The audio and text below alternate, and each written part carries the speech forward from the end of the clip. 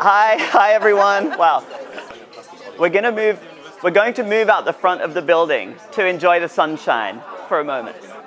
We're going now. If you want a coat, yeah, go grab one. We'll just be literally in front of the building. Okay, so we're going to get started now with the artistic activity with Pei Ying Lin. Thank you very much for joining us, and thanks everyone for coming. Thank you for coming. So among the fish, eels, insects, frogs, and plants, viruses are likely the most numerous agents in the Seine River. This includes pathogens that cause diseases like norovirus, but it also includes good or harmless viruses, including bacteriophages, viruses that eat bacteria. Some of these viruses specifically target pathogenic bacteria like E. coli and have been used in microbial surveillance since the early 20th century.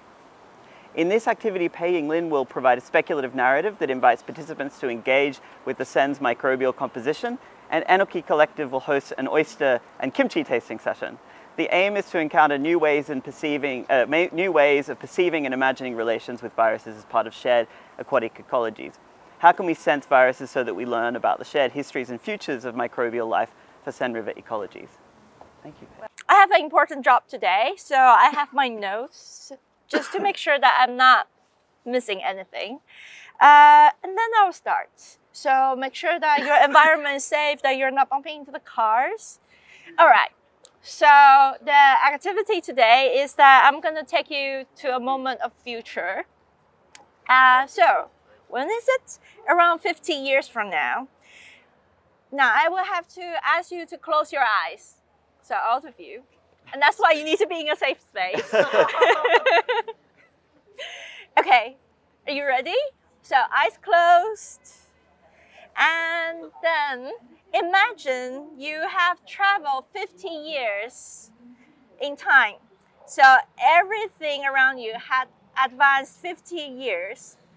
The thing is, even though everything has changed for 50 years, you are still you, so you haven't aged. But if you really prefer to imagine that you have aged 50 years extra, feel free to do so. And, you know, like, it's fine, but you might be a little bit old. Okay, now try to picture the world in your mind. So do you still remember the world, how it looks like before you close your eyes? So will this world still look the same 50 years from now? And think about the metro. Okay, is the metro still the same and running as it is now? Do the buildings still look the same? Are they still look as old as it was, or is being rebuilt? Is Paris still the same Paris? Maybe the buildings are the same, but the shops are a little bit different, perhaps. Like, try to imagine what says on the signs of the shops. Are they selling the same things? Or are they providing a different service then? If you have difficulty imagining what it would be like 50 years in the future, try to think about what it was like 50 years before. And then think about, okay, how it would be like from 50 years from now. So, look around, and what are those shops? While you do so, feel the temperature. Maybe the temperature is a little bit warmer, or a lot. Maybe it's a little bit more humid, or maybe we are underwater, like how the global warming researchers have predicted. Maybe the food tastes different because the temperature is different, the environment is different, what is available is also different. And then think about the Notre Dame that just recently reopened. Has it aged finally and not look as new as now? And maybe, what else? So I will give you 60 seconds to imagine how the world has become while I count the numbers. So starting from now, 60, 59, 58, 57, 56, 55, 54, 53, 52, 51, 50.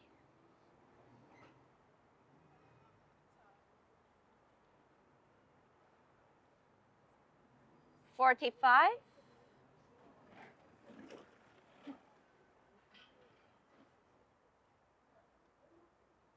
40,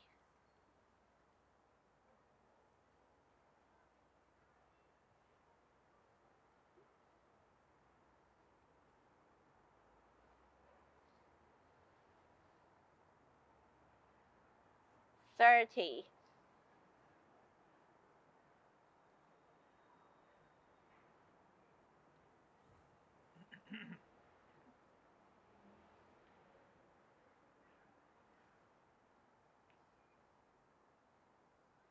20,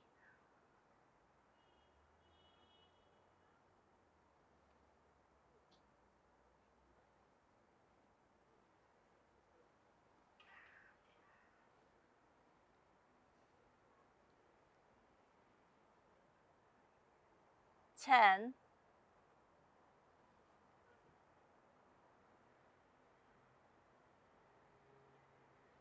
5, 4, 3, 2, 1, 0.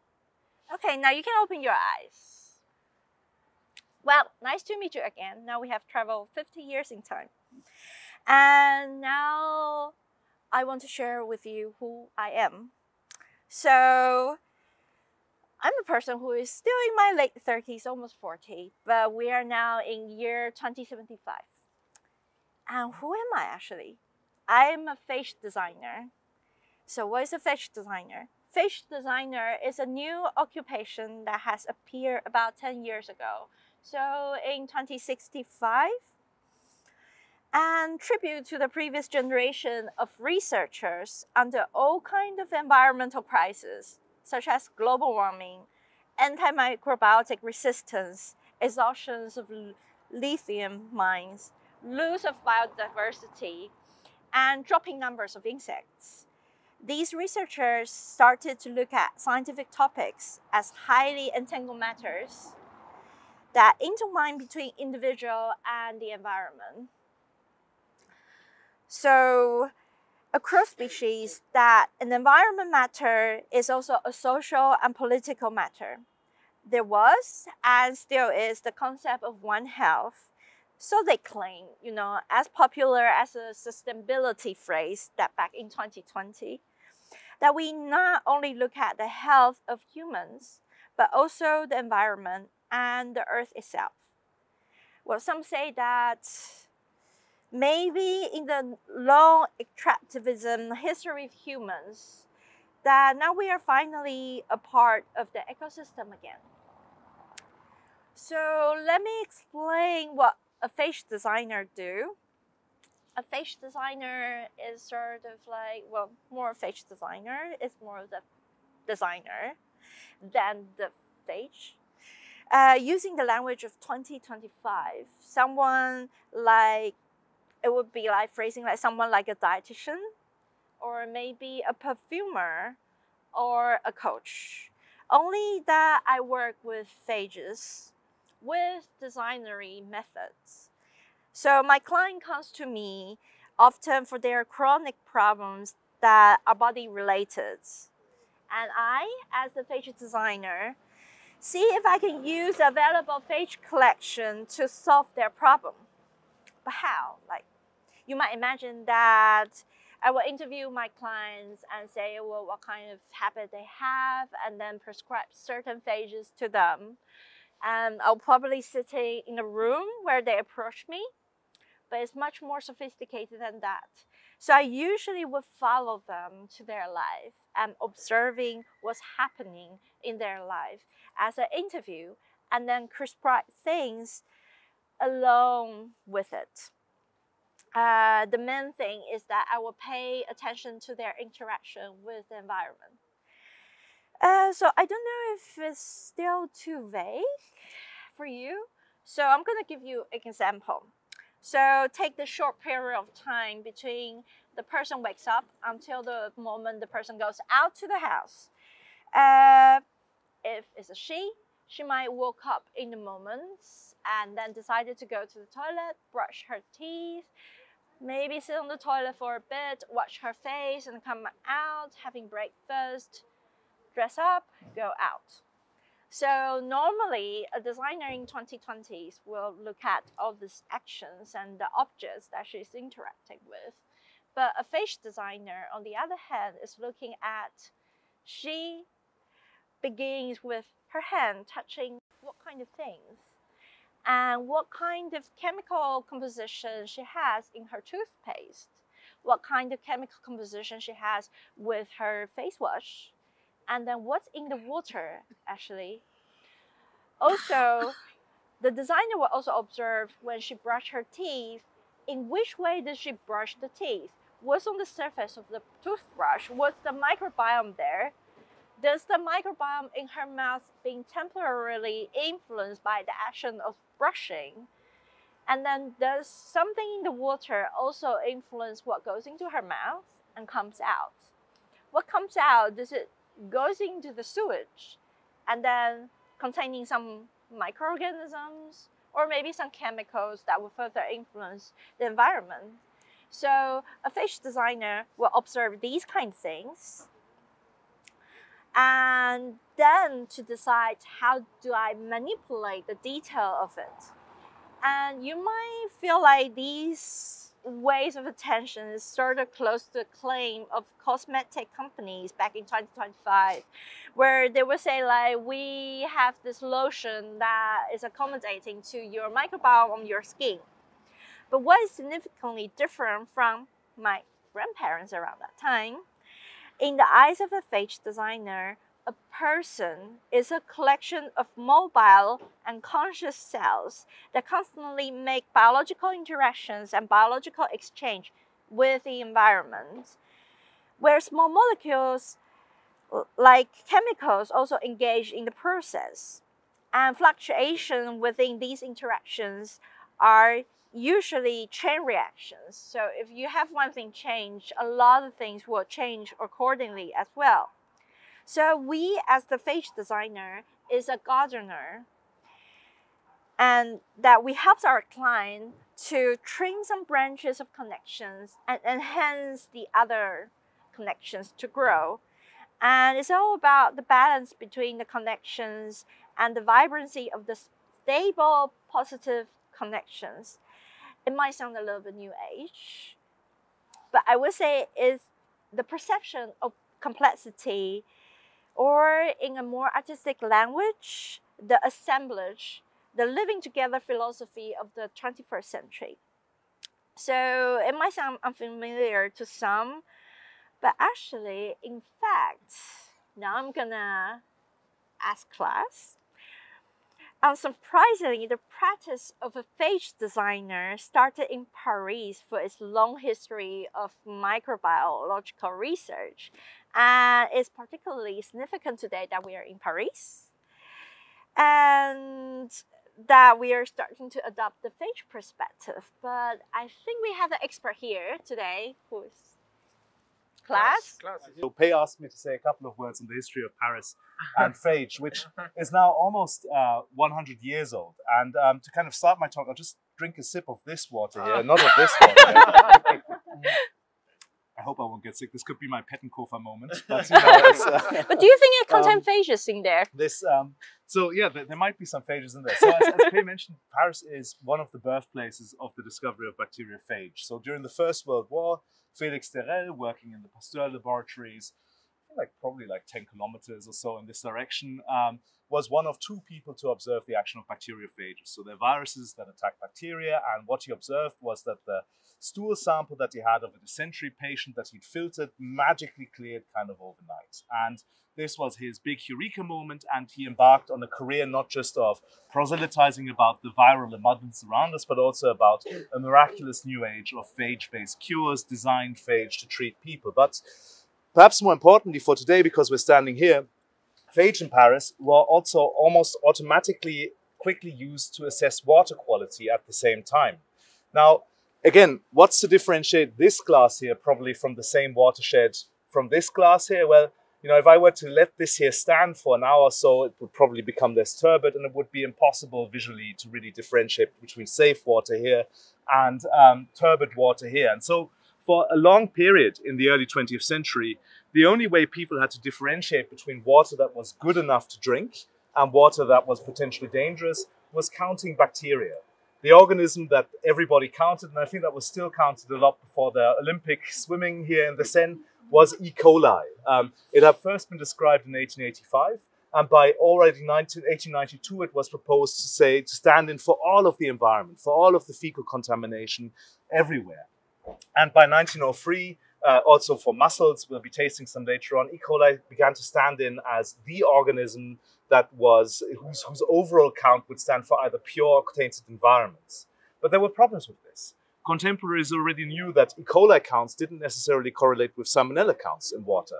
They were also very aware that water that was supposedly pure based on an E. coli count perspective might still convey other forms of infections such as viral infections later on. So was there a better way to measure water quality? And with the discovery of bacteriophage, viruses that are specific to a host that can only survive if the host is around and also decay in the environment after a specific time, could one perhaps stop just measuring E. coli and actually start measuring viruses?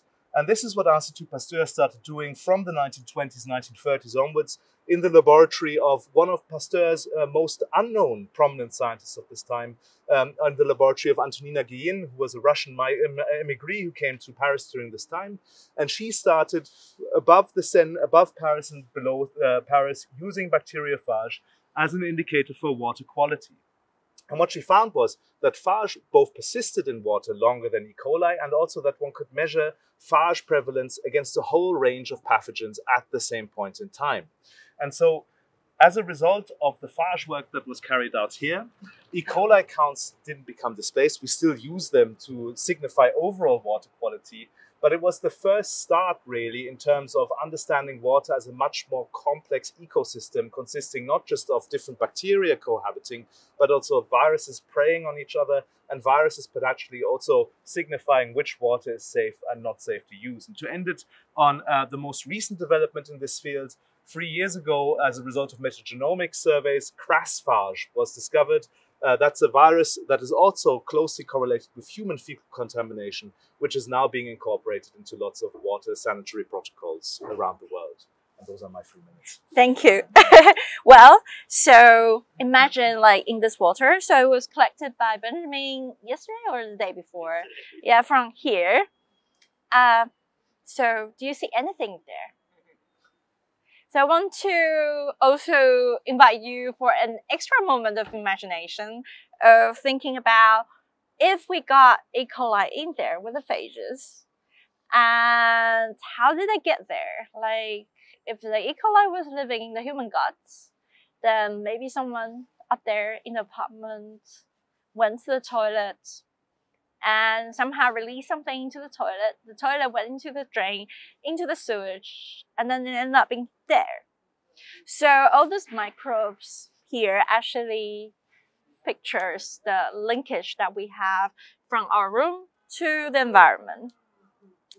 So you can see like also from the example of class have been talking about, the phages, even though it's an instrument for killing the E. coli, but it's also a mirror that shows that the presence of E. coli.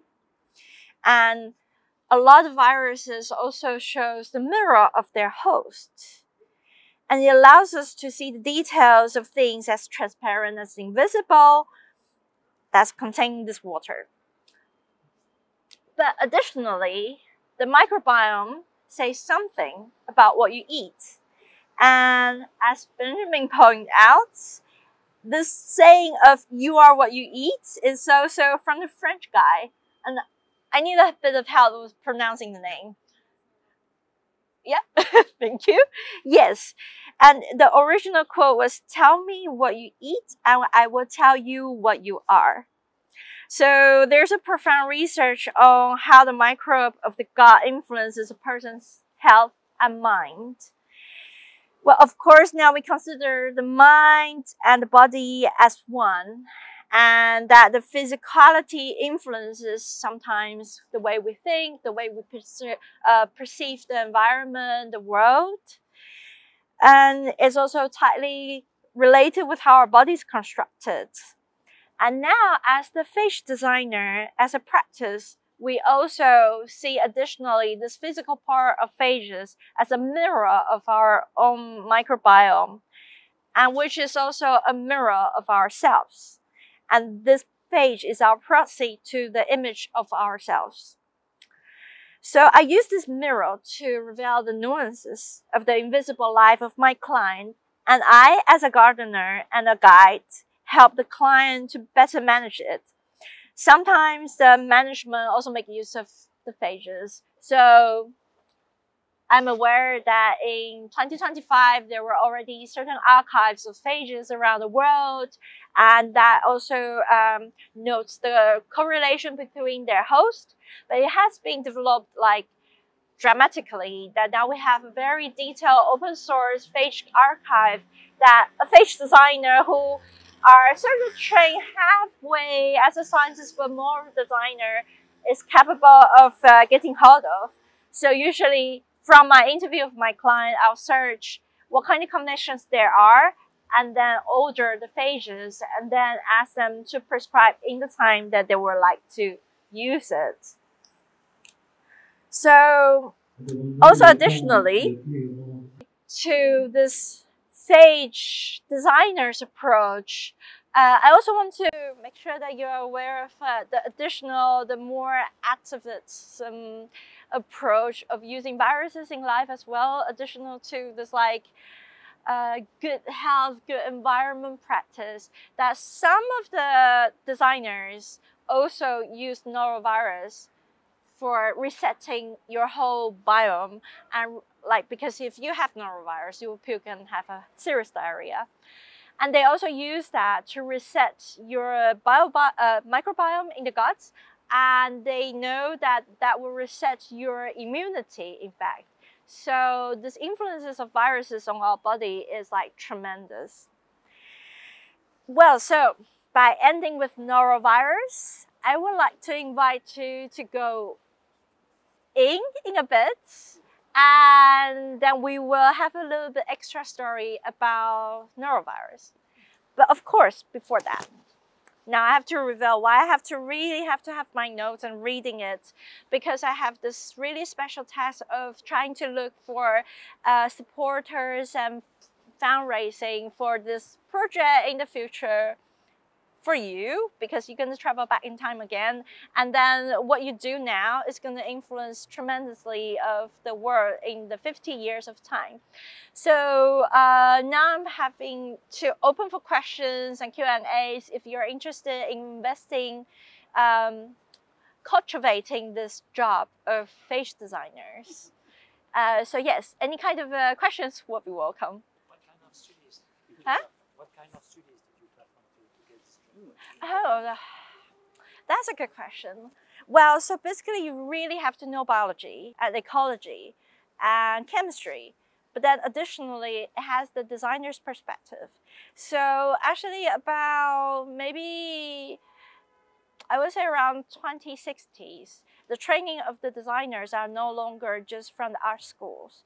A lot of designers are coming from the science background, and they really need to learn how to look at things from the invisible aspect. So along that line, for the designers, very often they discuss about the artifact, the objects people design. It's usually tangible, physical in hand. But the new wave of designer training is also including how to deal with things that are maybe somewhere between artifacts and natural things. But how do you manipulate, or actually manipulate is the wrong word, but work with it. Yes. Are you designing people's microbiome, or are you also designing the phages themselves? So designing the phages themselves is more of the work of the scientist. But I think the archive is making it more like function oriented. So like, you know, the designers in 2025 also will consult with the archive of like colors, for example, like the Pantone colors, and then you say, I want this number, and they will produce the color that's exactly right. So for phage designers, we also use phages sort of like the Pantone colors. It's just that you need to know more detail about it. It's like there's a sheet, there are the details, and you have to be capable of seeing the connections between everything. So it's not just that I applied this and it will work, but I applied this and I need to observe how the network changes along the line. Yeah. Anyone else? So as you'll see in this video, we all walked outside, and together with artist Pei-Yin, who has done wonderful work with viruses, including in her project on virophilia, we engaged in a speculative fiction exercise. So together with Pei, we journeyed to the year 2060, where humans had reimagined how we relate to viruses in terms of human health. Then Klaus Kuschel, historian of science, describes the early 20th century histories of bacteriophages, which were used in efforts to conduct surveillance, microbial surveillance for harmful bacteria.